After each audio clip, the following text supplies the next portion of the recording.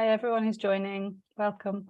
We're just going to give it one more minute, I think, for others to join past the hour, and then we will begin.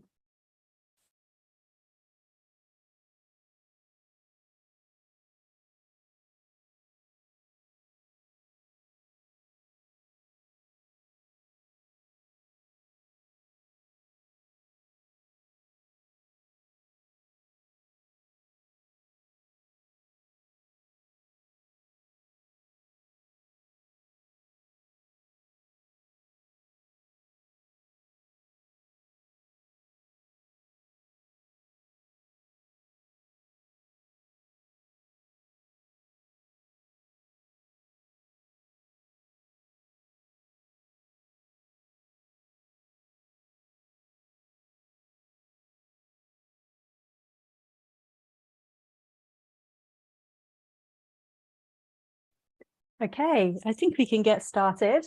So hello, welcome to everybody on the call. Welcome to this online webinar on the state of the humanitarian energy sector in 2022, progress, practices and policies. I'm Sarah Rosenberg-Janssen. I work at the GPA, which is the Global Platform for Action on Sustainable Energy and Displacement Settings, which is hosted at UNITAR, the UN Agency for Training and Research. And I also work at the University of Oxford at the Refugee Studies Centre as a researcher there. I'm delighted to welcome you all today. We are recording so that people who can't attend at this moment can listen back and learn about our sector. And this webinar is co-hosted by the GPA and UNITAR, but also by the University of Oxford, by NORCAP, by Chatham House and by IOM. And I'll introduce our wonderful panelists later on. So if we go to the first slide, or next slide, I am going to present today. The format today is I'll present for 30 minutes, and then we will have a sort of 45-minute Q&A with our experts, with our panelists, and then we have sort of 15-20 minutes at the end for your questions in the audience for us. Feel free to type your questions at any moment during this presentation in the chat, either while I'm presenting or while we're having our panel discussion or in the question session at the end, and we'll try and group those together and come to those. It's wonderful to see so many people on the call, including some familiar faces, some friends that we know. Welcome all together. So today, just as a brief intro, for those of you who don't know the GPA is the UN-led Global Platform for Action on Sustainable Energy in Displacement Settings. We have a steering group and a coordination unit, a secretariat that sits within UNITAR, and we also host the Humanitarian Energy Exchange Network, which is a sort of new version of the SAFE network, for those of you that are familiar with that. And that works across a number of different levels in providing global strategy level advice, but also at the working level, supporting programs, supporting interventions, and at the field level, especially with the HEAN there, working really to support our in-country colleagues. So that's the GPA. It's really the global initiative to support SDG 7 in displacement contexts. And we have many, many partners who work with us, some of whom are represented here today. If we go to the next slide. This afternoon, I'm going to be presenting our GPA State of the Humanitarian Energy Sector report, the SOHES report, which we launched earlier this year. It was co-authored by many of the institutions that you see here represented on the slide in the logo section at the bottom, and myself and Hajar Al-Qadou, who's on the call as one of our panelists, were the lead authors for that report.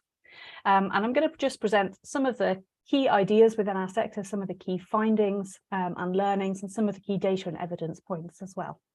So if we go to the next slide, I just wanted to recap for those of you who are new to the sector, displaced people, both refugees and IDPs globally. There are now 102 million displaced people worldwide in 2022. 21 million of those are estimated to be refugees. 52 million are internally displaced people, sometimes referred to as refugees in their own country. Another 4.7 million are asylum seekers. There's also a substantial number of returnees, people who have newly or recently gone back to their country, and 4.6 million stateless people. There's also 14 million other people of concerns. And we could talk maybe in the questions about these different categorizations and why people are grouped in this way. But as you can see, there are many more internally displaced people actually than there are refugees. And the humanitarian energy sector covers all those groups of people. If we go to the next slide, we'll see a few energy pictures. So the energy needs of displaced people, it's very much not just refugees based in camps. You'll see from the pictures here all the different types of energy situations and the different types of displacement situations, refugees in camps like the top left picture, urban environments like the top middle picture, emergency displacement situations like the top right picture, as well as different contexts in Jordan, in Bangladesh, in East Africa. There are as many different situations as you can imagine, really. If we go to the next slide, you also see that energy is everywhere in these spaces.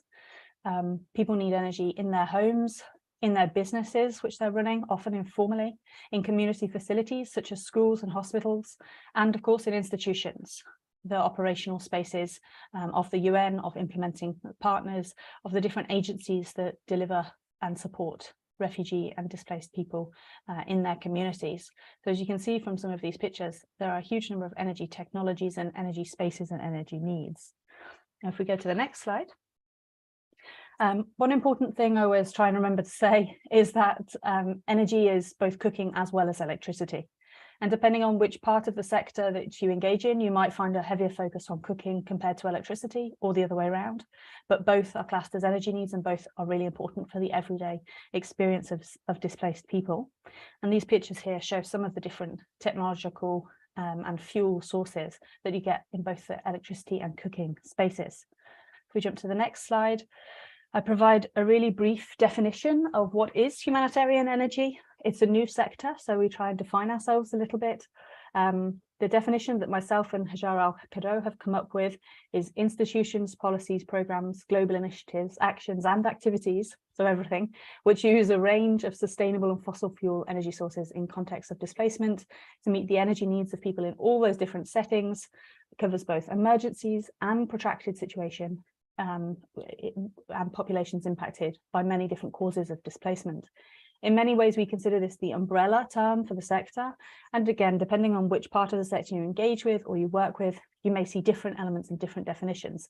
There are more definitions and more ideas of how we conceptualize ourselves in the paper that's linked at the bottom there. So if we go to the next slide, we'll see that we have considered Energy 101. Importantly, energy is not just things, it's not just products. It's also the fuels, the services, the systems, the payments, the installation and delivery of these different energy needs, and that we can see energy as products and services, but we can also examine energy as needs, as experiences. We can look at energy policy and governance. We can look at energy finance and payment systems.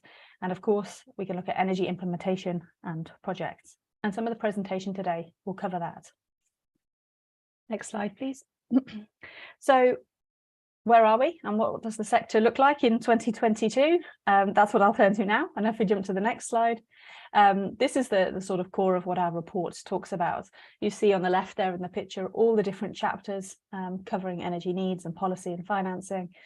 The report is really a joint effort co-authored by many institutions. And the voices of refugees and displaced people are included directly within the report as co-authors and as contributors, highlighting the core knowledge on these issues by our displaced colleagues. I'm particularly proud that chapter 1 of the report, which focuses on energy needs and the voices of displaced people, is co-authored by colleagues at the University of Oxford through the Refugee-Led Research Hub at the Refugee Studies Centre, and includes our colleague Joelle, who's on the call today, and it really starts to recognise why energy is important to displaced people at the most fundamental level. If we go to the next slide, you'll see a couple of examples of this. We include within chapter 1 a description of the importance of energy. As is quoted in the report, there is no better life, no progress or self-development without energy. Limited or no access to energy makes access to both quality studies and work opportunities difficult for refugees in camps. And without considerable new work and new investment on this topic. We're not going to meet SDG 7, Sustainable Development Goal 7 on energy by 2030. We just won't make it. So things really have to change for us as a sector in order to get anywhere near that set of targets. So I'll take a step back now and consider how the humanitarian energy sector is. So if we go to the next slide, we can ask ourselves, who governs humanitarian energy? How is it constructed and enabled? You'll see a lot of logos on this slide, and that's deliberate. I think many people think that humanitarian agencies govern humanitarian energy, groups like UNHCR and IOM and the World Food Programme, and they have a really, really important role to play in terms of control and access and coordination and supporting displaced people directly.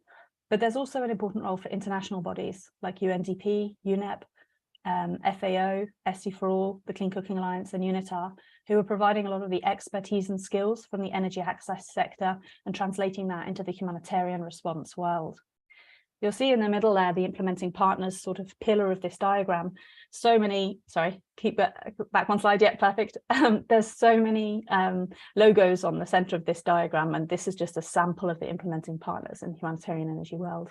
Important organizations like GIZ, NRC, Mercy Corps, SMV, International Lifeline Fund, really doing a lot of the core of the humanitarian energy world work, doing a lot of delivery and distribution of programs, really making important choices about what types of access and what types of technologies people can have.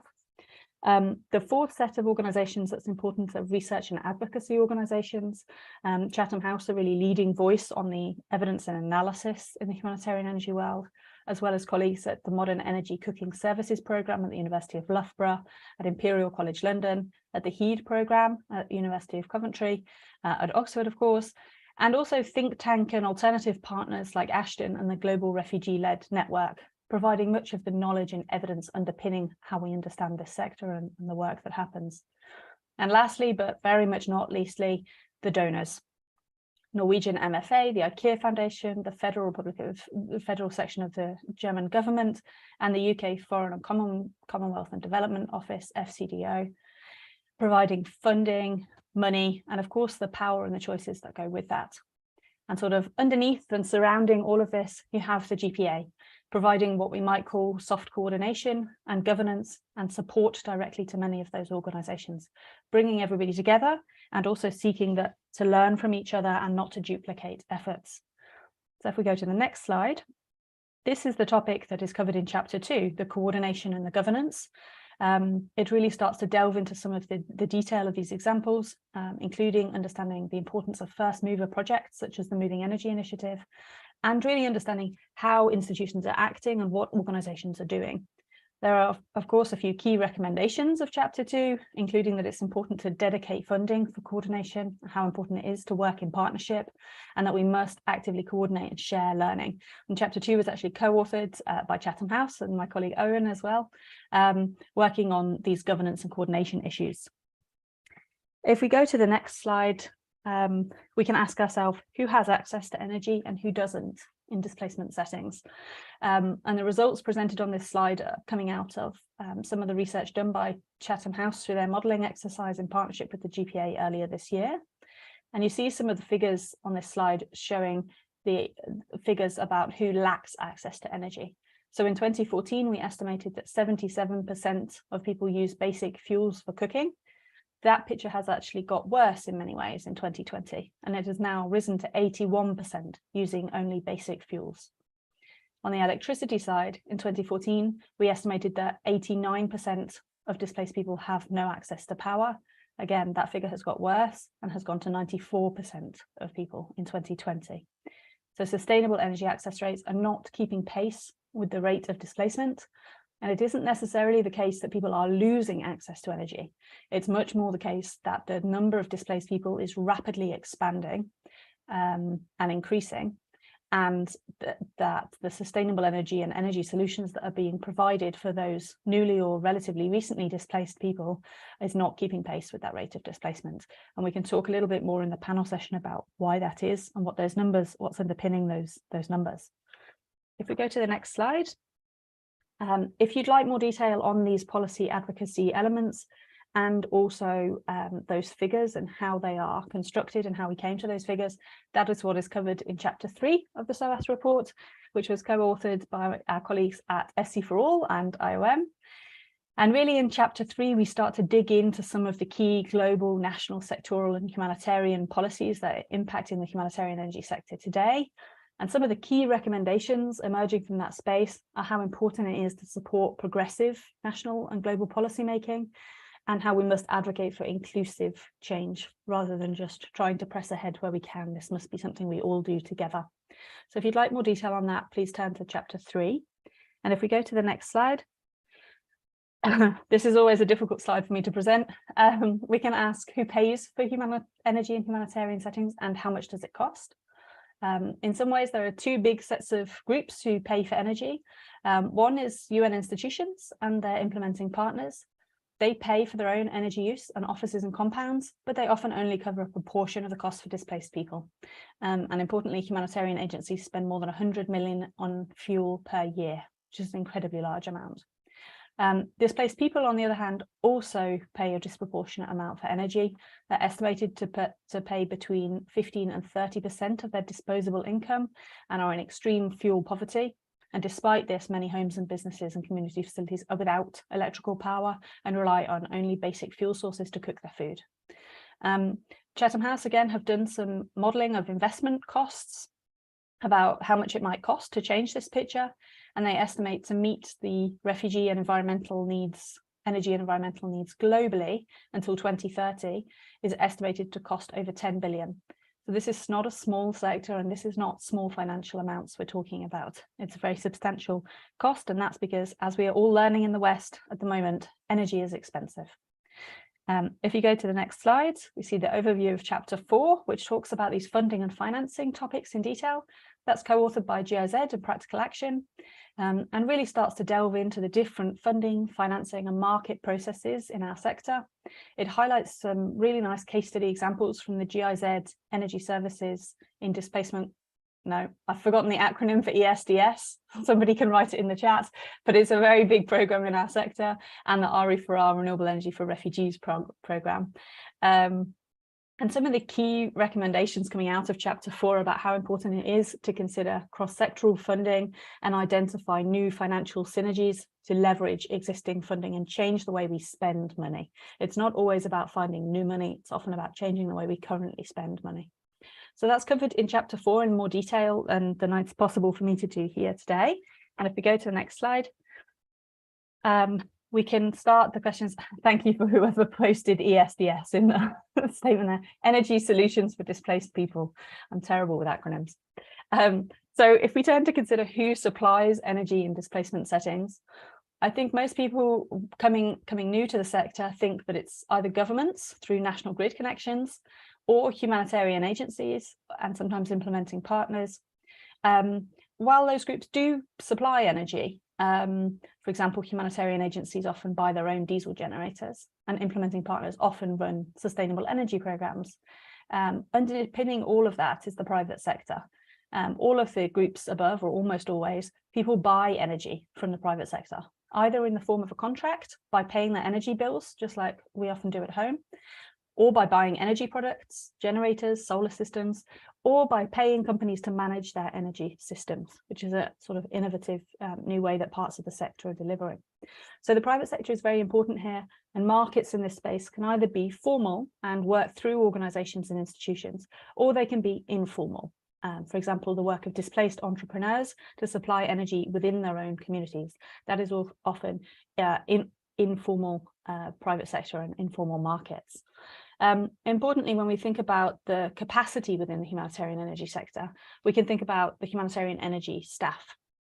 We estimate in the report that there are currently less than 500 energy experts working in humanitarian settings, and that we have a huge need for experts. In fact, we estimate in the report that there are a need for between 2,000 and 3,000 staff that are needed to be able to deliver SDG 7 effectively in any sort of reasonable time frame. So if we go to the next slide, This is the chapter 5 that really talks about technical capacity and delivery, and that's where we outline some of the new delivery mechanisms, some of the more traditional work that's been done alongside some of the more innovative work.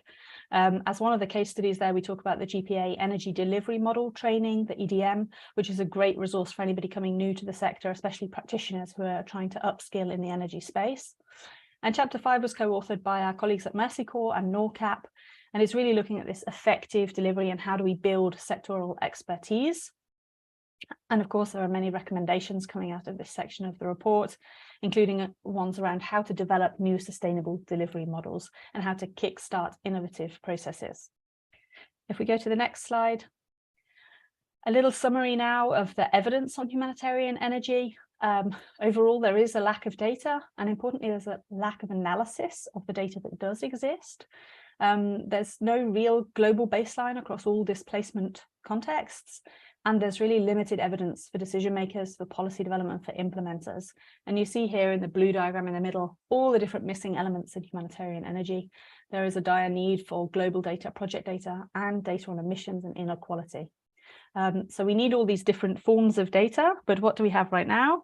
If we turn to the next slide, we'll see covered in chapter 6, which was co-authored by colleagues at the University of Oxford and Loughborough University, the data and evidence within the humanitarian energy sector, including some new and emerging research from the GPA READS programme and the GPA Include research programmes, which we can find more about online.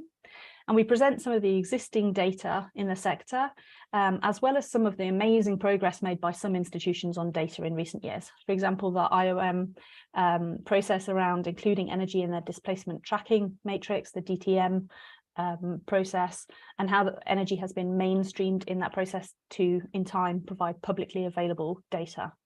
So some of the key recommendations from chapter 6 on data are really talking about how important it is to invest in new research and evidence and support the development of this sector. We can't measure what we don't know and what we don't understand, and understanding data and evidence in this space is a critical first step in many ways. If we go to the next slide, this is the slide that talks about bringing together climate action and humanitarian energy. The GPA have done some analysis in the last year that estimates 6 UN organisations and ICRC currently run more than 11,000 diesel generators around the world, and they spend more than 100 million on fuel per year. That's emitting almost 200,000 tonnes of CO2. So these are really huge figures, and that to change this system and move towards more sustainable solutions, climate investments, blended financing, combined with UN decarbonisation initiatives, such as Greening the Blue, are really needed in terms of technical expertise and system change and policy reform to drive all of these things forward. So if we go to the next slide, bringing together climate action and decarbonisation is really the focus of chapter 7 of the report, which is co-authored by UNDP and Imperial College London, and presents an analysis of climate change and sustainable energy in displacement settings. This chapter also highlights UNHCR's recent commitments on climate resilience and environmental sustainability, as well as work by IOM and WFP and greening operations. Some of the key recommendations from chapter 7 talk about how organisations can decarbonise their own infrastructure while simultaneously providing sustainable energy for displaced households and businesses. Currently in the humanitarian energy world, energy for households and energy for displaced businesses is sometimes quite separate from energy for operations. And again, perhaps we can talk about that and why that is in the questions. If we go to the next slide. We come to recommendations for the future. Chapter 8 of the report really presents the practical programming, practical learning within our humanitarian energy world. That's co-authored by International Lifeline Fund and Selco Foundation, and highlights what have we learned as a sector. There are some big picture things that we know that are very radically different from 10 years ago. What does that mean, and what does that mean for practitioners? That's really covered in chapter 8. Whereas chapter 9 which is the final chapter of the report, really turns to sort of a summary and key recommendations and ambition raising for the sector. And in chapter 9, which is co-authored by UNHCR, we suggest some ambitious targets moving forward for the sector. For example, moving past tier 2 provision of lighting to moving to tier 4 or tier 3 solutions for electricity and cooking, and truly clean cooking solutions. And you can see within chapter 9 some of those targets and ideas presented in more detail.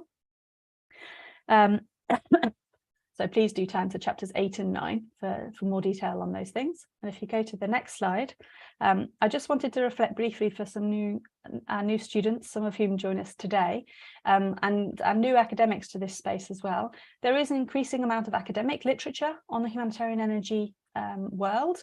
I've just published a paper on it, which, not to toot my own horn, but does have loads of resources and loads of links, so I hope is useful, and also presents new research questions and new topics that need to be identified. So if you're a student or a researcher in this space looking for a topic and looking at what work needs to be done in the academic world, then hopefully that paper will be a useful resource to you, alongside the more practical, more practitioner focused SOHES report, which is obviously the focus of today.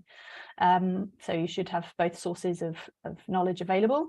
And if we go to the next slide, this is just a summary of where you can find all of that more detail and the case studies. I mean, so many programs and projects we outline in the report. If you're interested, for example, in technical capacity and delivery, you go to chapter 5. If you're interested in energy policy reform and institutional targets, go to chapter 9. So this slide is really just reflecting on where you can find those pieces of information within the SOHES report. And it is substantial. In fact, I have a copy here. 300 and odd pages, and it's very, as you can see, a very big report, and please feel free to look at it up online. If we go to the next slide,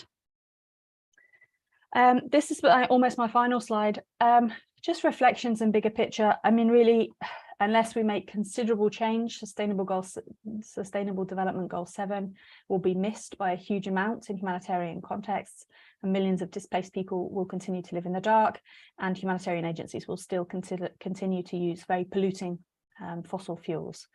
There is also a huge need for experts, technical staff, policy and research specialists. So whether you're watching this recording now live, or in a few months or few weeks online through the recording, that will still be true. Please go to these links. We post jobs, we post funding resources, we post connections and project examples on both the Humanitarian Energy Practitioners group and the GPA website, as well as, of course, on Twitter. So there are resources out there. I didn't want to present too much of a gloomy picture, but we are expanding as a sector and hopefully improving quite rapidly, but we need the support of experts to do that.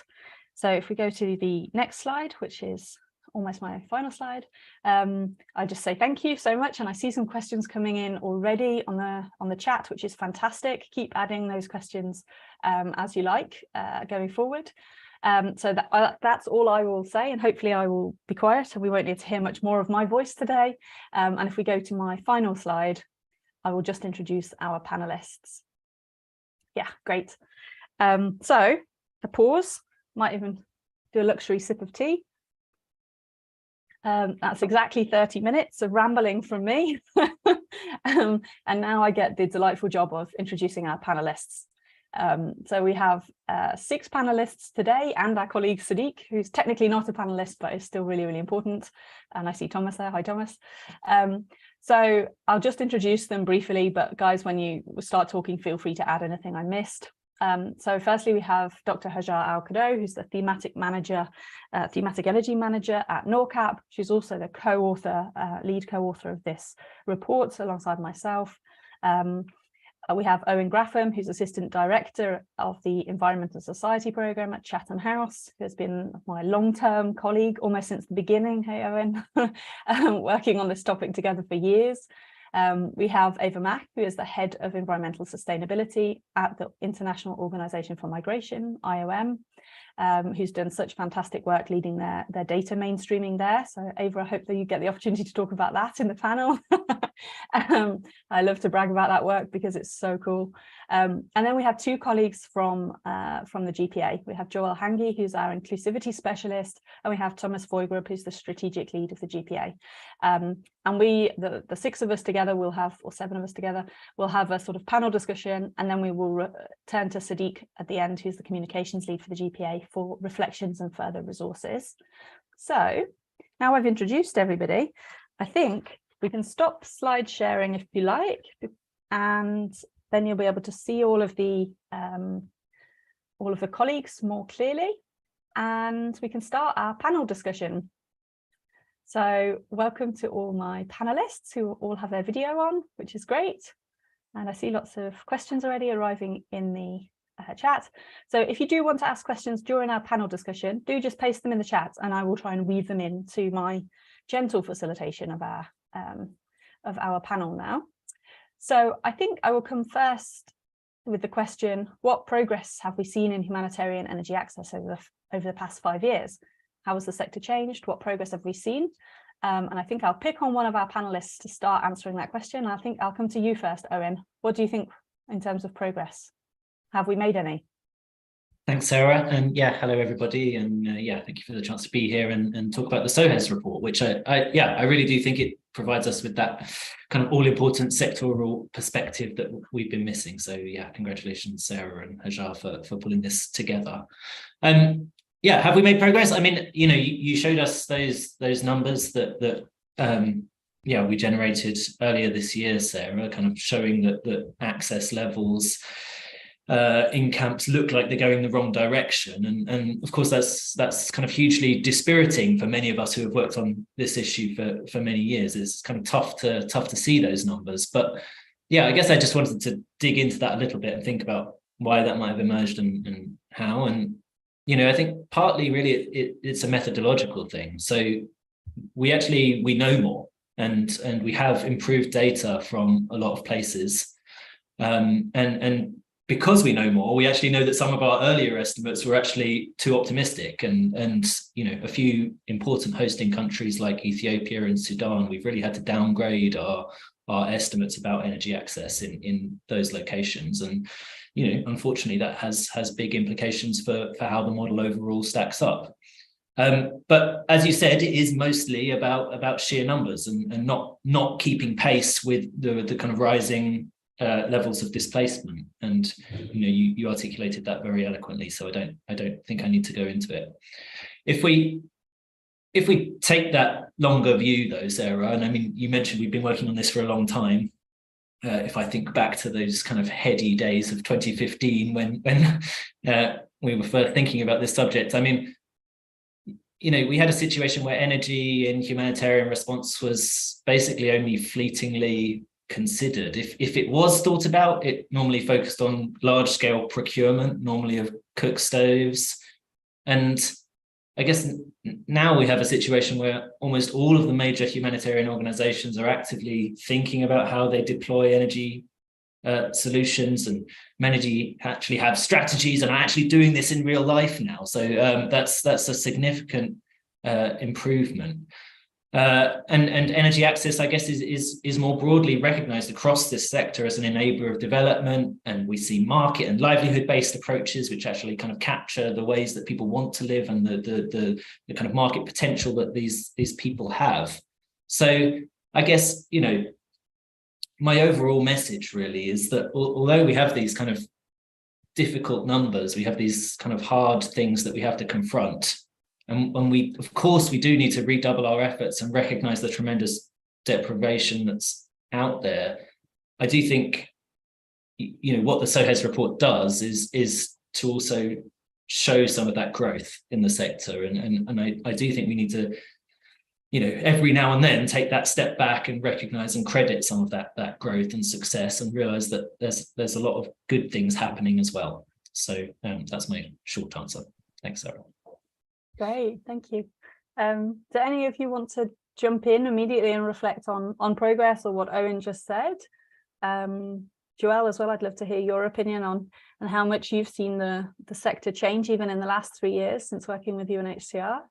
Do you want to offer some reflections, Joelle? And then anybody else can jump in as well. Yeah, definitely. Thank you so much, Sarah. And thank you, Owen, for sharing that with us. Definitely, there are so many things that are happening in terms of intervention, in terms of new technologies coming in to address the energy needs of displaced people. But unfortunately, as you just said, in terms of numbers, it's not really, making sense as we are not progressing, and the impact cannot be seen because the number is really showing us, different thing.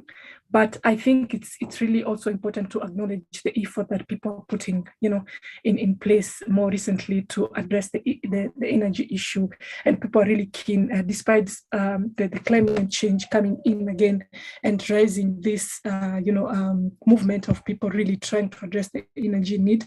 I think there's so many attention when it comes to refugees and displaced context. So I think it's really important to acknowledge that and to motivate ourselves, keep working hard, because there are so many things that need our effort, that need our attention, and people are really happy and looking forward to intervene and do something differently.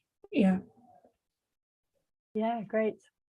And I do see it really rapidly changing, even in the small work that we do in the just starting in the inclusivity program. It's really becoming a different picture, I think. Right, I see Thomas and Ava with your hands up. I think Thomas, you were first, so I'll come to you first. Thank you. No, I want to also add to the points that Owen made.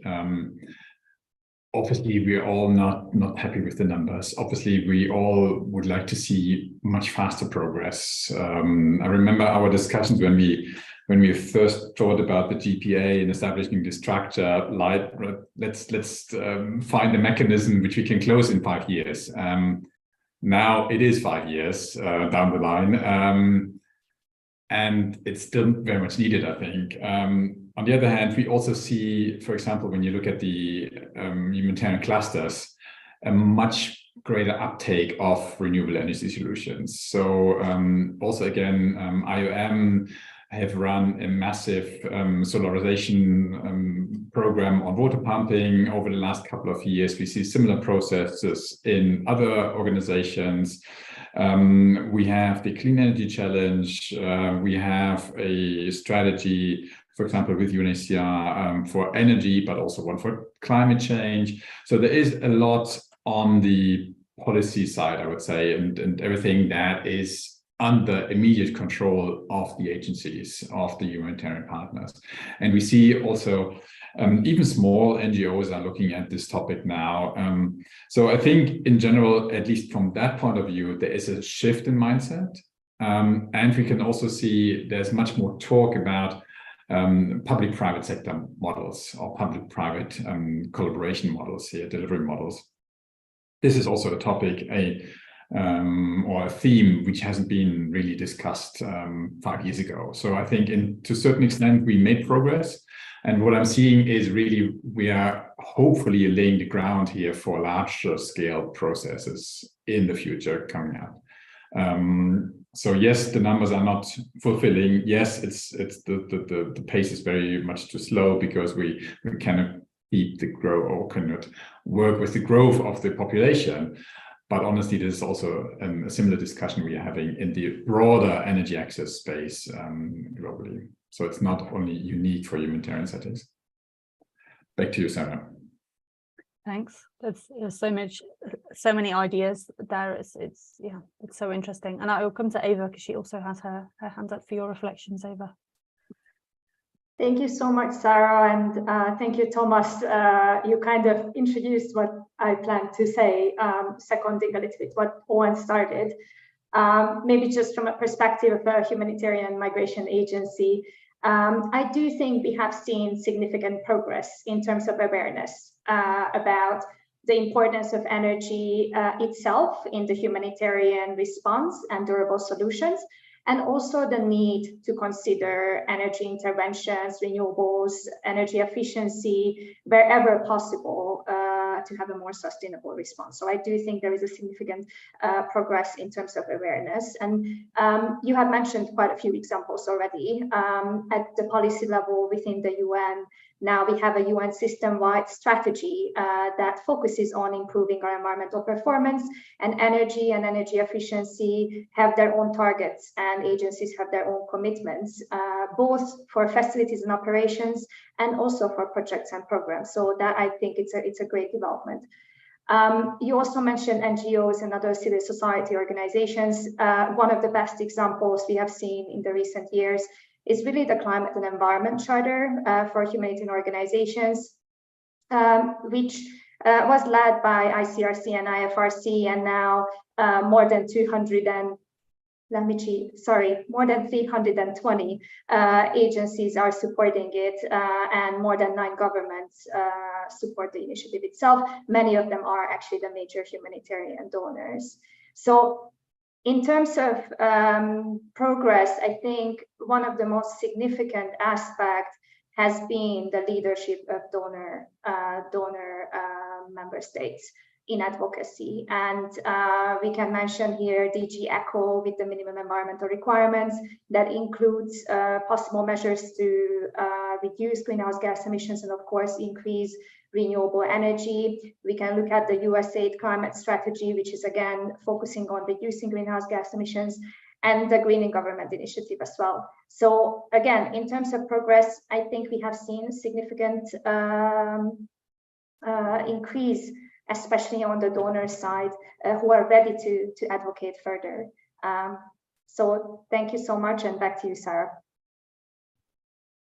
Yeah, and you're right, the DG ECHO guidelines are a fantastic example. And again, the case study for them is in the report. So if you'd like more detail, I don't remember exactly which chapter, but there is a big case study on that in there about how policy progress can really, and commitments from donors and from investors can really start to change our picture.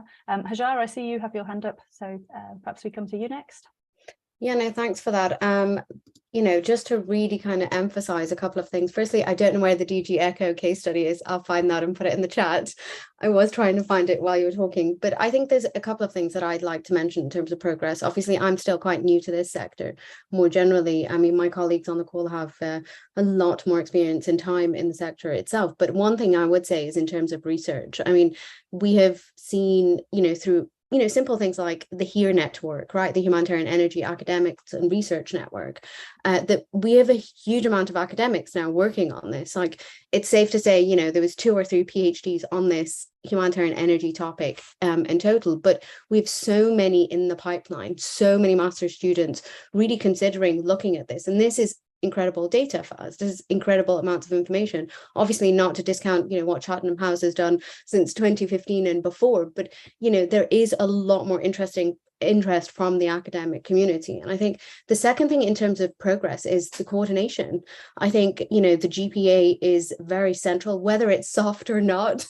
It feels hard from where I'm sitting, but it, you know, genuinely, I think that the GPA's coordination on this means that we can sit safely outside of your usual humanitarian architecture and work alongside the development actors. And I think that's so significant progress, because we are, again, trying to achieve this middle ground, you know, the humanitarian development nexus as well. So I think progress, I see it in 3 areas. So research, you know, the coordination of this, just sitting outside of humanitarian architecture. And the third one is certainly trying to solve and kind of bring together, you know, and be the gap filler, I guess, between the humanitarian and development nexus. So I see that as incredible progress. So. Yeah, lots of good pitches. I don't know if it's loads of academics. I think it's more than none, which is where we were before. It's certainly some. Okay, in the interest of time, I'm going to come to our second sort of structural question, which is related to this sort of progress question, but is turning more to the topic of policy. So how can policy support progress on humanitarian energy? And are there, I mean, we mentioned the DG ECHO guidelines, but are there clear examples of policies and structures that are being progressive and are supporting change? And I think, Ava, I'll come to you first for your reflections on that question. Thank you so much, Sarah. So we just talked about the progress achieved and the long way ahead to reach SDG 7 in displacement settings. So just reflecting on the past few years from the policy side, we have seen great examples of sustainable energy projects, specific projects targeting energy needs and increasing energy needs. But if we want to scale up these good examples and have a sector-wide impact, we really need to look at policy level change to ensure that energy needs are included in humanitarian response and durable solutions. And also we need to look at how energy considerations can be and should be mainstreamed in everything we do.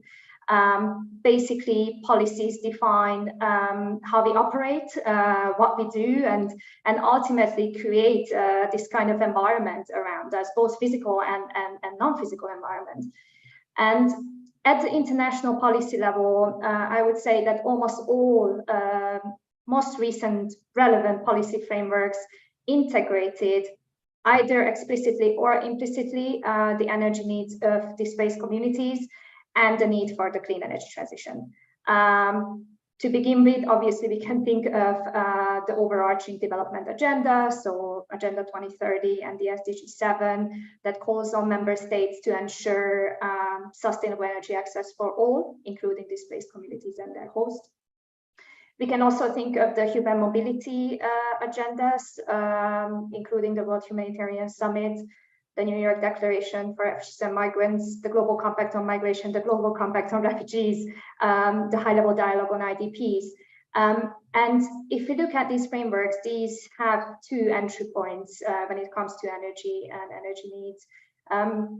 First of all, they acknowledge or reiterate the human right to access to basic services, and many of them are actually powered by energy.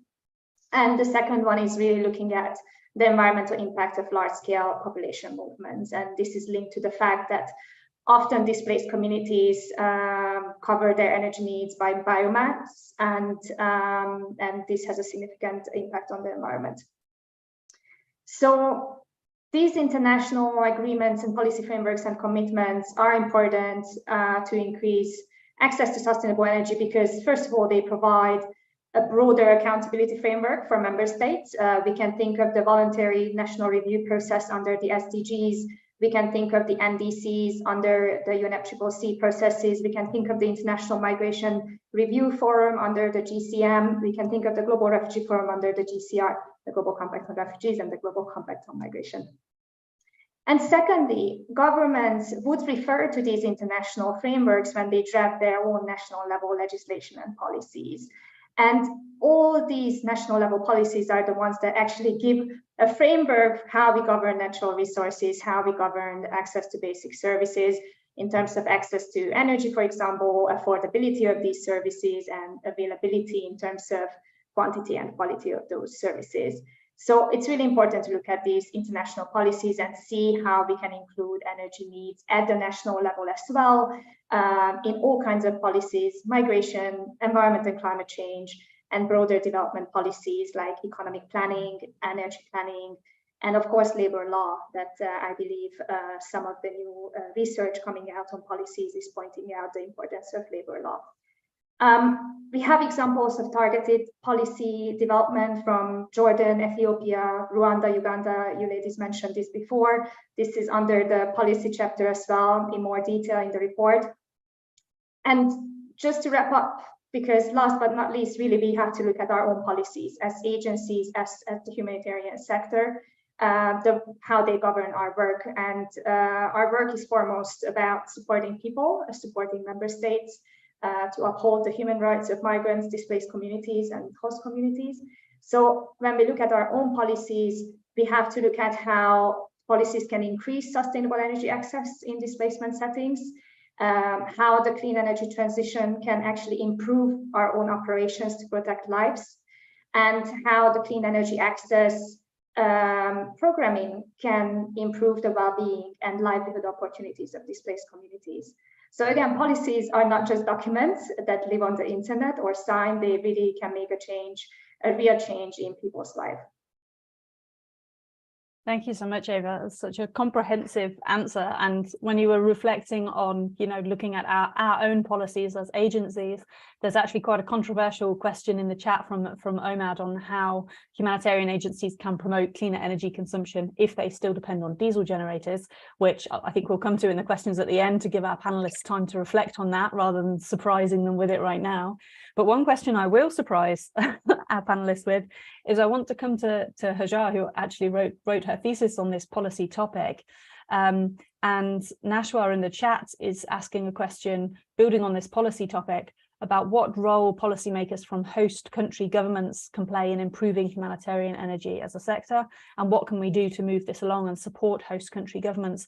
So I wanted on the policy topic to come to you, Hajar, to reflect on if you had any reflections on host government policies and not repeat the whole PhD. We don't have time for that. I don't think I could actually repeat it at this point anyway. Yeah, no, great question in terms of what the host government. I think Eva did a really good job of even pointing towards that. I think, you have so many different layers to this question, really, whether it's, something like, targets coming out of COP27 where everybody's negotiating around a table, and trying to implement NDCs. But I think at the kind of the national level is that we need to keep talking more generally to the national governments about how refugees are here to stay and how they have to be more inclusive in the sense that, displaced populations need, energy access as well as anybody else. And also really to break it down for them, whether it's through, things like, looking at their economic policies or their private sector policies and how they enable the private sector, for example, to import, solar panels at that really minute level. And I think something that actually from perhaps not my own research, but from NORCAP more recently, is that this is something that we're trying to work on now more and more, is we bring in people with that kind of policy mindset who can talk to the national government, can talk about the big, advocacy elements of, what to include at the national policy level, but also to help them design roadmaps, right? Because it can be, loads of words on paper, but if we don't have a roadmap for each country specifically, based on what their cultural norms are around energy, for example, whether it's clean cooking, electrification, and or otherwise, I think that's one big kind of thing that we need to kind of focus on. And I know, like, Thomas has put his hand up here, but I'd say he probably is going to reflect on what the GPA is going to do in the future on this. And I think we need to help, host agencies, the experts, right? Not we as in me, but the experts coming in who know the national contexts, whether they're national experts or not, have to come in and give that one big advocacy element around we're here to stay. And the second bit is ensuring that, every type of policy, is inclusive in that way. And I'm sorry, that's not a very good, summary of any of my own research, but I think just to make it sound a bit more practical, really. Yeah, thank you so much. And Thomas, I saw you wanted to jump in straight away on this topic. Yeah, well reflected already from Hajar and Eva, obviously. I think for me, I would like to emphasize 2 points. One is we really still need to start at the very beginning here.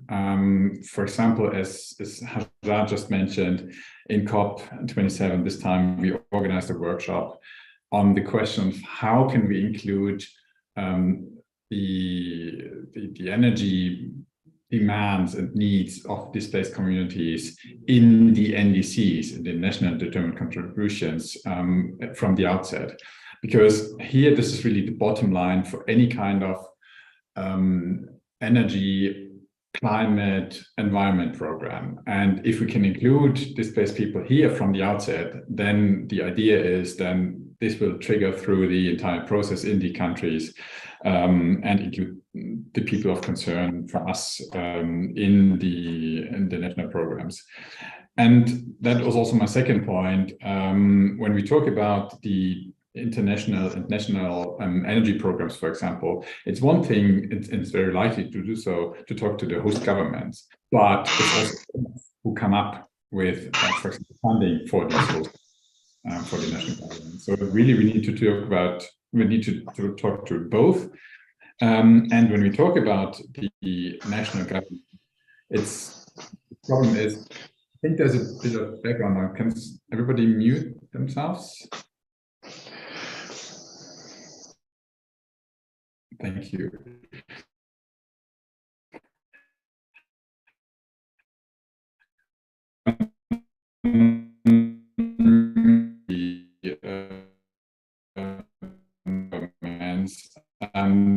One of the challenges is at the thing which is really important for us from the international community and for the colleagues who are on the ground to identify the right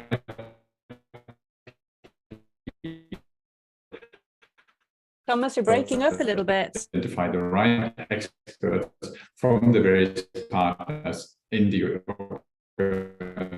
organization, in the government, and bring them together. Thank you. Thanks, Thomas. You are breaking up a little bit. I'm just wondering if you want to go off video at some point to capture your audio, because it was a bit jittery at the end there. But we definitely got the main message. And Owen, yeah, I see your hand up as well. Maybe we come to you next for brief reflections, because I want to go on to the next question at some point. Yeah, sorry, I don't want to hold this up. I guess just three things that I think I don't know if we didn't quite catch them, but three things that I think are really important for making humanitarian energy projects work: right to work, freedom of movement, access to a cash-based economy.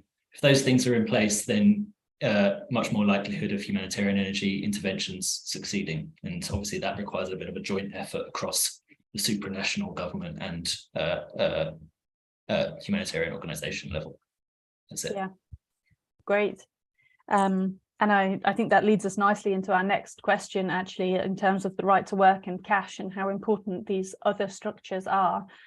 One further thing that's vitally important in getting the humanitarian energy sector up and running and actually delivering change, in my view, is inclusion of displaced people, inclusion of refugees and IDPs, and all forms of migrants, really, in humanitarian energy response. So I wanted to come to Joelle for her reflections on why that's important, how we might do it, and really why our sector needs to change and become more inclusive quite rapidly. So Joelle, I'd love to hear your reflections.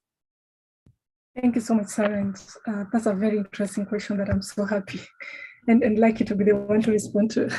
Actually, first of all, I'll say that access, or the provision of access in displacement settings, means a lot. It means more than what people can see. It goes beyond lighting and just the physical thing that people are able to see. And for me, I look at access to energy like like a tool, actually, a tool that someone a refugee has in hands and unlock different things around himself, or even beyond, at the community level. Because for quite long, I've seen, refugees being portrayed as people who really needs help, people who are just there to be supported. And I think access to energy is something that can give them another, an opportunity to showcase that it's not just about getting help, about getting food, about getting support, but also about giving them the opportunity to work and contribute to the development of the communities, as well as, their own issue that they're facing. Because, and I think it's really important for everyone to understand that there is different categories of people, even displaced people, even refugees themselves. There is that stage of emergency where people really desperately need food, they need healthcare, they need shelter. But also after that, it's beyond that. The need is really has to be redefined in a way that they need a supporting system. They need to be given a platform to showcase what they're able to do. And it's basically through access to energy, because access to energy means access to opportunities, means access to work, platform, and also performance.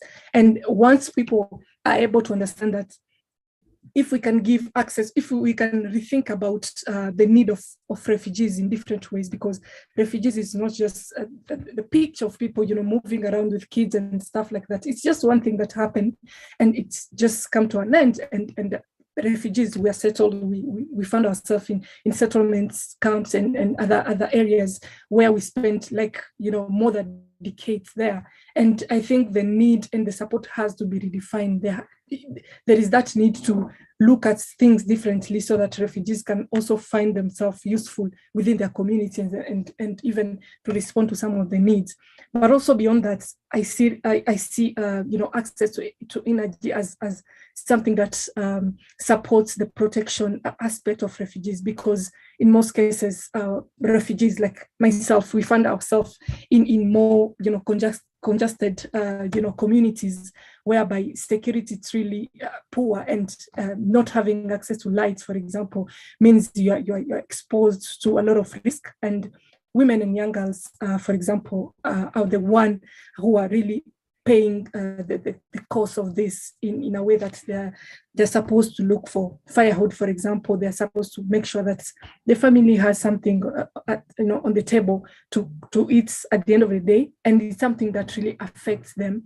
And this kind of impact goes beyond even the physical aspect of it, in a way that women, we give up on our dream. We just focus on just little things, and the fact that you just have to support your family, the fact that you just have to think beyond, not just beyond what can be seen. It's something that also affects even the future, because you feel unprepared for the future, regardless of where you find yourself, either back in your country or in third country for resettlements. You're not prepared. You don't really find yourself in a position to say you'll take over your life, because you have been depending on humanitarian aid for quite long. And that's how the system has been. And unfortunately, talking about, again, policy, I think it's really important to bring the aspect of policy in different ways, because there are so many things that comes into play when it comes to policy. And one thing is that, for example, the encampment policy, where refugees, every movement is controlled. Everything that you're doing has to be, approved by someone. For example, it's something that hinder the refugee potential, and they feel like they're not really part of the community. They can't do anything because policy is something that not really supportive in a way that it's helped them, but it's also make them dependent. And they find refugees, we find ourselves in that poverty trap, because there's so many things that you can't do. You're not free, unfortunately. And there is also that another aspect that I like to talk about is the fact that we are exposed to practices that we know that cutting trees is not a good practice. It has effect on our life, like directly, and even to the environment. But at the same time, that's the only option that sometimes that we can see, or the option that we can afford.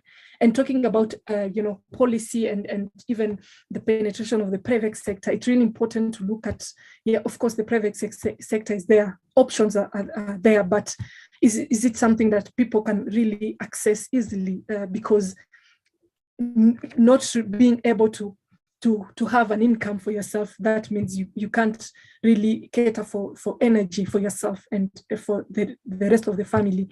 So I think it's really important to have a look at those aspects and dynamics to really understand why energy is really important. And again, the deterioration of the environment means, climate change, and climate change means more movement, more forced displacement in the future. And as we are talking about, the number, of displaced people keep on increasing every day. And I think it's something that we have to keep in our mind, because we won't stop this cycle, we won't stop this movement if we are not able to address, the energy issue of displaced people, because at the end of the day, we'll have more people coming, more people looking for safety and aid and support, and it will be just a circle that will never come to an end. I think it's really important to have those kind of, thinking, and maybe talking a little bit about how to address the issue. And as I started, I think it's really important to allow refugee to change this image of who is a refugee. A refugee doesn't mean like someone just who is there to wait to queue for food, actually, or wait for supports throughout his life. I think it's time to give refugees the right tool, which is access to energy. access to platform so that they can be able also to contribute to change the image. And sometimes, unfortunately, for quite long, people know that refugees are just poor, desperate, hopeless people. While that's not the case, there are people who can do things. And at the same time, we need, space in the sector, starting with the humanitarian sector, to start, having those voices, not really in a way, in an attractive way, like extractive way, but in a way that we include the voices. We work with refugees. We brainstorm on responses with refugees rather than consulting them and go and work separately on other things. I think it's just a starting point, and I know it's something that we have also all to learn in the sector, because it's a new thing. Having refugee, having someone, and I remember sometimes like working with previous organization, there is that thing of conflicts of interest that always came in to me, and they're like, oh, being a refugee, having a refugee status, you can't work for refugees because there is that conflict of interest. And I kept on asking myself, what is the meaning of this? Being in a position to understand everything and also to support the system to look for an effective solution, does that mean that I can't do it because I still have the refugee status? And I think it's really imperative to shift our minds, our thinking, and to start considering refugees as people who can support the system than people who just need supports. Thank you. Back to you, Sarah. Thank you so much, Joelle. Every time you talk, I'm just like, I don't want to do my job anymore. I just want you to do it and me to listen. It's so fantastic to hear you talk about these things, and also so sad, to hear about those things and people telling you that's a conflict of interest. No, that's lived experience, that's expertise, and conflict of interest being used as a gatekeeping mechanism is unacceptable, and it's one of the things that we should change in our sector. I'm very cautious of the time, and I just wanted to briefly reflect on a question from Nashwa that's come in the chat, which talks about one form of, in fact, one way that in a way we've excluded a group of people is that people from displacement settings, particularly clean energy entrepreneurs, people who are displaced, who are delivering energy themselves, they're missing on the diagram on the governance of humanitarian energy. And that's in part a failure of my slides, but it's also a reflection of the sector, in that displaced energy entrepreneurs, business people who are delivering energy in camps and in humanitarian settings, are not included in the governance of our sector right now, and that is something that we should change. How to change it is a huge question, so maybe we can come to that in the questions. And in the interest of time, I wanted to turn a little bit to this question of expertise and how we can open up our space and how we can increase the number of energy specialists supporting humanitarian energy response, rather than always working, always relying on humanitarians, how we can actually bring energy specialists into this space. So that's a question I wanted to turn to Hajar, who represents NORCAP, who's doing much of this work, for your reflections, Hajar. Yeah, no, great question. Not to quote you and then quote the SOHES report again, but what we have estimated is that shortage of, 2,000 to 5,000 energy experts, whether technical or otherwise. And I think what NORCAP's role is in, this kind of system, or this kind of emergent kind of sector, if you like, is really to help fill that gap. And I know from the NORCAP perspective, we work on all the big things like everybody else does, right? Access to clean, and sustainable energy for the displaced, improving that access, greening the humanitarian operations, and obviously working alongside, the GPA, for example, in terms of coordination. But what do we actually do, right? At the moment, we have about 31 experts deployed in 13 different contexts and countries. And I think that speaks really, speaks volumes, essentially. And we have about 50 people on our roster, but 50 people is not 2,000 or 5,000. So we're still obviously lacking at this point. We do plan, obviously, to increase in 2023. Actually, we're going to double and triple that, hopefully, as long as people start, applying to the jobs that we're putting out there for energy expertise, because this is the issue, what we're lacking. But what's really interesting from NORCAP's perspective is we don't just have the engineer, right? We have the environmental scientist. We're trying to bring in the policy the policy perspectives. We're working on things like, technical capacity building at that national level. So, what we're trying to do is not just do the assessment and the audit and start there, but also our NORCAPers, as we like to call them, are actually implementing the energy systems, working alongside, the different stakeholders like those private sector companies at the national level. But, really, in essence, we're working in most of the sub-thematic areas like clean cooking, like the solarization or the decarbonisation of the humanitarian operation. And there's one thing actually I wanted to say is that, even in our most recent kind of survey to any of our host agencies, who are the IOMs and the UNHCRs of the world and the WFPs, we have had really positive feedback on, about 86%, I think, of our partners responded that, NORCAP had really, their deployees, our deployees, I should say, have really improved the ability to deliver energy services to the end user. And I think that's a pretty, exciting, piece of information. So 86% of our partners, who are some of the top UN agencies, right, are reporting that they have improved. So I think that's brilliant in a lot of ways. So what can the NORCAPers do? What can the energy experts do? Well, as I said, they can do all sorts, from the auditing to the assessments, all the way to the testing and piloting and the data collection. But I also see a big potential for the advocacy and the policy side of things. Within the host agency, as we like to call them, or also, as I said, within, the government or within the usual humanitarian architecture, we have some of our experts who, honestly, and I genuinely call them experts because, even I have learned in 5 months, more than I have probably in 5 years, right?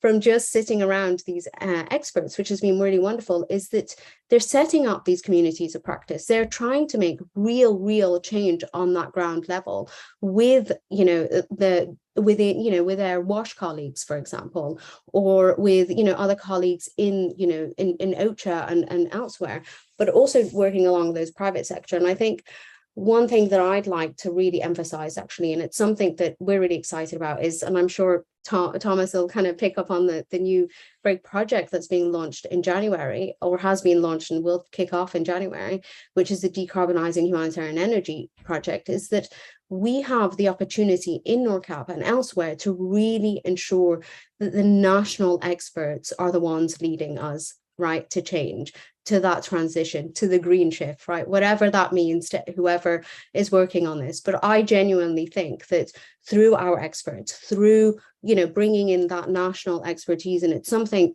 that, that we can really do, is whether it's that displaced person, right? Whether it's that recent graduate in Niger, for example, from an engineering degree who wants to, work in this sector or otherwise. I think that is, one thing that, we can do, and we can make change on.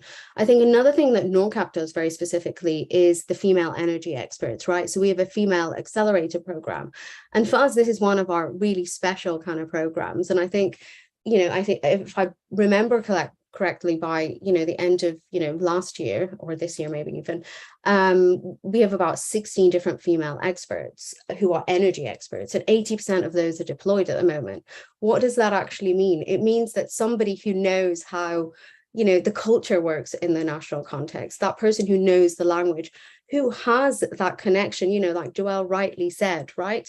Knows, the different cultures on the ground, is able to make that change and emphasize that change. So, I mean, I do think our energy experts have so much more to give, but I think what they are doing is superb at the moment. We have so much more to do.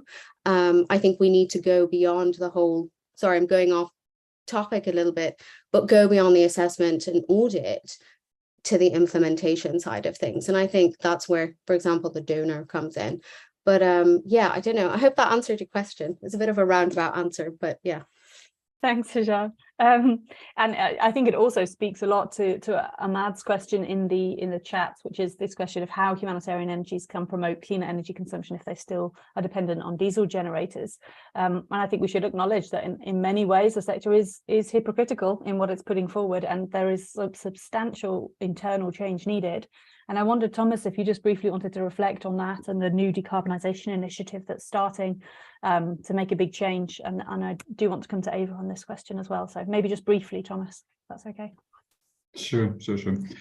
Yeah, I mean, as Saja already said, it was announced in October at the security conference in Berlin, because it was the German government will be the key donor to put in seed funding of 20 million euros into a new humanitarian energy fund, with the goal to decarbonize, meaning solarize, the entire humanitarian energy infrastructure in given countries. We are starting with 5 countries in Sahel.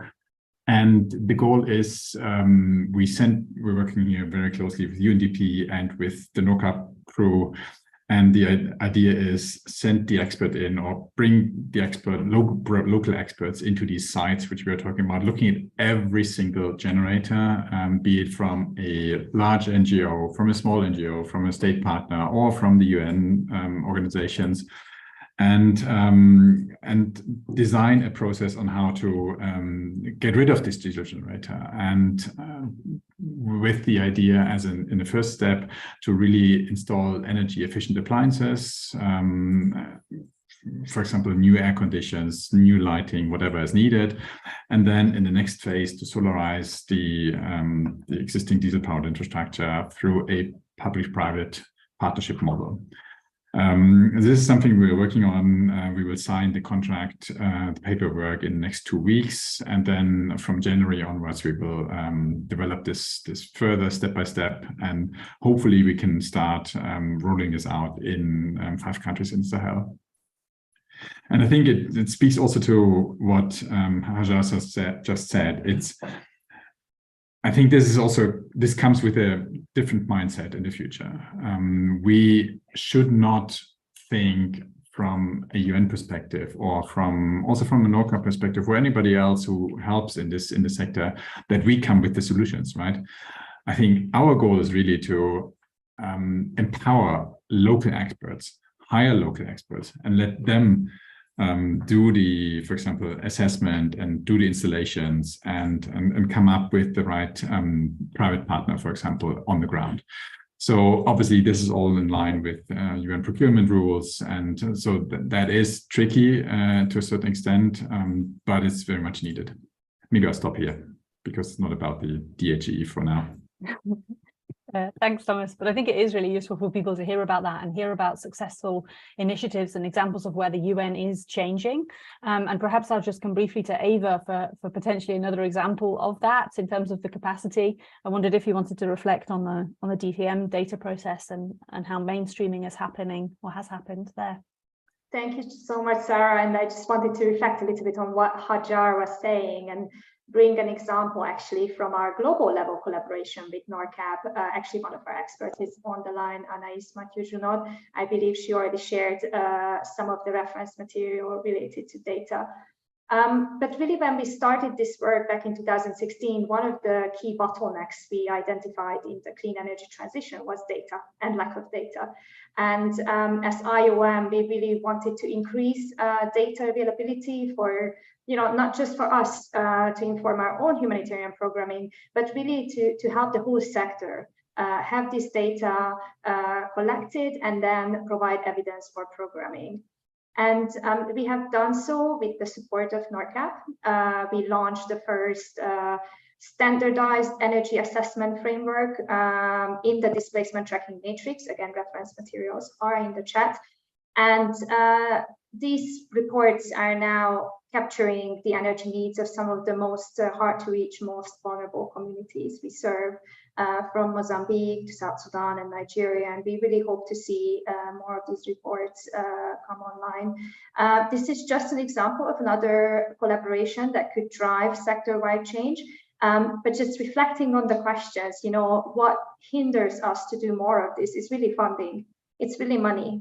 We cannot get away saying we can solve everything by partnering with the private sector. We do need dedicated funding, and we need to dedicate the funding to actually make the change, meaning energy efficiency and renewable energy technologies, as Thomas was mentioning through this great initiative launched by the German government. So again, I think global level collaborations are very important because they can drive sector-wide changes, and investments and dedicated funding in the energy space is needed without directing life-saving assistance away from communities. Thank you, Sarah, back to you. Thanks. And I think that leads really nicely into our last sort of question. And I think we've woven many of the questions that have been asked in the chat into that discussion. So I'm not going to have a separate chat section, question section. But what I am going to ask our panelists to do is pick one thing, your biggest thing that needs to happen to deliver SDG 7 in displacement contests by 2030. And Thomas, I'm going to come to you last for your reflections. And I think, Ava, I'm going to paraphrase and say that funding is your biggest thing. Mine is political willingness, because I feel it matters between the different agencies. Where you've got an agency like IOM that's got good processes and good structures and can use money effectively, then funding is your missing piece. For other agencies, I think it's political willingness and ability of their staff to do things.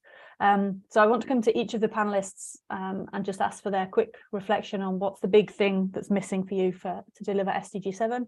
And I think I'll come to you, Owen, first, because you're at the top of my screen. Yeah, okay. Thanks, Sarah. I guess I would say let's make sure we actually are learning from the things that are working and start replicating them quickly. So there's numerous cool things happening out there. There's examples of, you know, for example, where humanitarian organizations have installed new power for their own operations and are experimenting with how to get that to refugee communities at the same time. Let's actually learn the lessons of that, what's going on really quickly, and start rolling it out as quickly as we can. Great. I'm going to come to Hajar next. Yeah, that's a really difficult question. Our director was asked this almost a week ago, I think. I think I'd really like to reiterate what Ava said, is that, you know, we need, you know, more funding support, but I also want to say that we need donors to think more implementation, more unearmarked funding. You know, don't get me wrong, NORCAP, you know, we're doing well on the funding bit, but there's only a certain limit for an expert to do what they do in the field if they don't have money to implement that project that they've designed, right? So I'd like to say that's the big one for me. And yeah, that is the big one for me.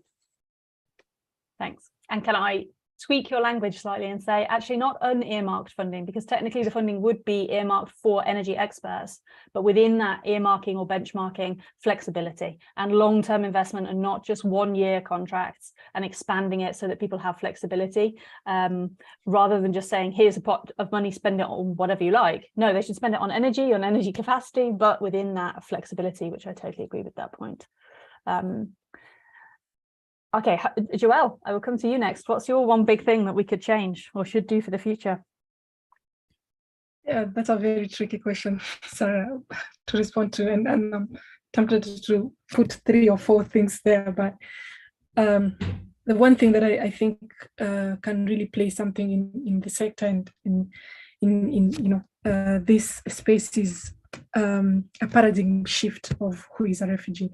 And I think it's really important to now start considering refugees in the task force that we have, for them to be able to support, you know, the system and also provide the best out of them. Thank you so much. I couldn't agree more. Even in our own work with the GPA coordination unit, hiring people with refugee status has changed the way we work. It has brought an entirely different set of discussions to the table, and we practice what we preach in that way. It's just so important. Okay, lastly, I turn to Thomas. What's the big thing that needs to happen for you for SDG 7 by 2030? It's such a unfair question. I mean, for those of you who are not familiar with the GPA framework document, we had identified back in 2018 5 challenges, and we talked about all of these challenges today. And over the last 4 years, I got this question so often: what is the biggest challenge? Which is the opposite of what you asked, Sarah. How do you solve this? And honestly, I can't say it. It's, yes, obviously funding is important, but funding without expertise is nothing. Expertise is important, but also without the political framework, it doesn't really work. And we can do all kinds of initiatives, pilots, and whatever we think about. But if there's not political will in these countries to work with with refugees or displaced communities, it's purely impossible. So I think I would say I would look at it from a impact perspective, if you allow. And for me, there are 2 things. One is sort of on the immediate impact. The biggest potential are linked to activities where there's already a business case. So we were transitioning from a dirty fuel of energy, a dirty source of energy, be it cooking with firewood, cooking with charcoal, or kerosene or whatever, into a more sustainable one, where people are already paying for it, for example. Or coming back to our famous diesel generators, if we are running diesel generators and we actually know there's a time frame of 4 or 5 years where solar is paid off, then we shouldn't work on this. So this would be my immediate answer for the short-term response. And then for the long-term, really about coming back to your core question, how do we achieve S7 2030? For me, this is really about politics. This is really about including displaced people into national energy programs. Otherwise, I don't think we will ever be able to really come up with this 10 billion or whatever the number is we need in order to achieve SE7 here, really, for the displaced communities. And so for me, this is really the, if I need to decide which of my 5 children is my favorite one, then probably this is the answer I have. Back to you, Sarah. Great. And we shouldn't pick favorites in our children. Humanitarian energy children or actual children. It's incredibly complicated, obviously. And just one final reflection from me. I like to ask these deliberately difficult, provocative questions in an attempt to think about prioritization and what needs to happen first. I mean, everything needs to happen. We're a new sector. Millions and millions of displaced people are still paying extreme amounts for energy, and rubbish energy as well. You know, a few light bulbs here and there, batteries, some firewood, and not electricity or clean cooking, and they're paying a totally disproportionate amount for that, and the burden is on them, and to some extent on some humanitarian providers as well. And so we need everything all at once, but there are levers in this system that we need to press first in order to unlock that. And for me, political willingness and this advocacy issue is rising right to the very top. And then combined with funding and technical capacity building and data, of course, it's all important. Right, in the interest of time, I want to thank our panelists for all their amazing reflections, and for all of you for taking the time to join today. And I'd like to hand over to Sadiq to share a couple of resources for further information and engagement. I don't know if you wanted to screen share, Sadiq, or if anyone else was screen share. Yeah, very quickly, maybe. Great, thanks. Wonderful session. Thank you so much, everyone, for participating. I wouldn't take a long time. I think you can see my screen, right, Sarah? All right. So there are only 4 different things you're seeing here, but I actually posted the links of all the resources that you can find on Humanitarian Energy in the chat box. We will also send it via email afterwards so that you have all of them. But I would just like to highlight 4 of these. So if you go to our GPA resources page, there are lots of documents and publications that we have published from the GPA coordination unit. You will find there. If you go to Humanitarian Energy Knowledge Hub, it's a big resource space for publications, webinars, and different working papers, research papers, and lots of the work, the project informations. All this information you can find here on Energypedia. Also on Energypedia, Humanitarian Energy Video Library, there are lots of videos on webinars and workshops that you can find, and it's really a great resource if you a new person in this space, and if you really want to learn on different topics, you can just go through and choose the topic that you are most interested in, and you will almost find in each of the topics in humanitarian energy some kind of webinars or workshop or some learning materials available there. Also, I would encourage you to visit GPA YouTube channel. Lots of webinars and workshops that we organize are available there, in addition to Humanitarian Energy Video Library. Most of them you will find in Humanitarian Energy Video Library as well. So welcome. And if you really want to be in touch with the humanitarian energy and learn about the latest updates, follow us on LinkedIn and Twitter. We are very active on social media, and we always share new information, latest information as soon as we can. So you can follow us, and also don't forget to subscribe our newsletter. We don't regularly send out the newsletters because we don't want to flood your inbox, so you will be safe. Just subscribe. Every 2 months you will have a big newsletter with all the latest information, with the job vacancies, with tender informations, with opportunities, with conference opportunities and webinars and lots of other information. So stay tuned and keep in touch. Thank you so much. Great. Thank you so much, Sadiq. And all that remains for me to do is thank all of our panelists and Sadiq again, and invite you all as the call participants to use those resources, to share them among your colleagues. And for anybody whose question I didn't get to, I think there was a lot of chat going on in the discussion. Please look online for those resources or reach out to us directly if you have further questions.